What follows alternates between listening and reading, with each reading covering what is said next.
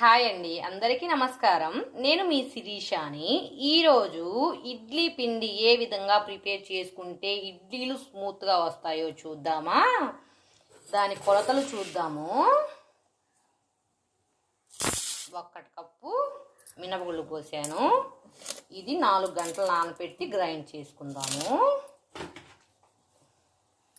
ఇడ్లీ రవ్వ 3 గ్లాసులు పోద్దాము.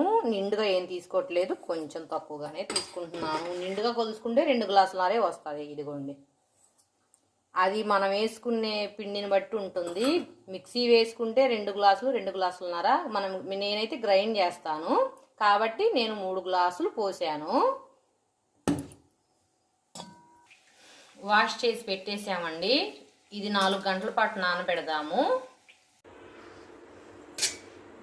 4 గంటలు లేదా 5 గంటలు నానబెట్టిన మినపగుళ్ళు ఇలా ప్రిపేర్ అయినాయి. నెక్స్ట్ మనం గ్రైండ్ చేసుకుందాము. కొంచెం వాటర్ యాడ్ చేసుకొని నెక్స్ట్ ఈ గుళ్ళు దానిలో వేసుకుందాం. ఇడ్లీలు మాత్రం చాలా మృదువుగా ఉంటాయి. నేను చెప్పిన కొలతలతో తీసుకొని ఇలా గ్రైండ్ చేసుకుంటే మాత్రం. ఒక్క చుక్క వాటర్ వేసుకొని ఇది మెదుగుతూ ఉంటుంది. మనం రవ్వ ప్రిపేర్ చేసుకుందాం. చూసారు కదా, ఇలా తీసుకొని ఇలా నొక్కేసి ఇట్లా వేసేయాలి. ఇట్లానే రవ్వ అంతా తీసేసుకొని ఇలా వేసేసుకోవాలి.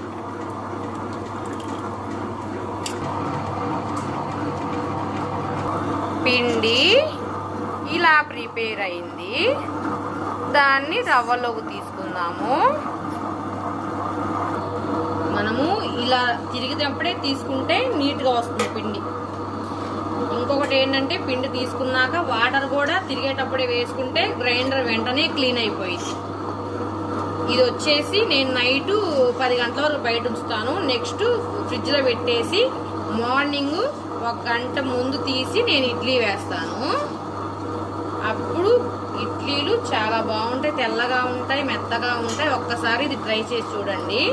నచ్చితే లైక్ చేయండి, షేర్ చేయండి, సబ్స్క్రైబ్ చేయండి.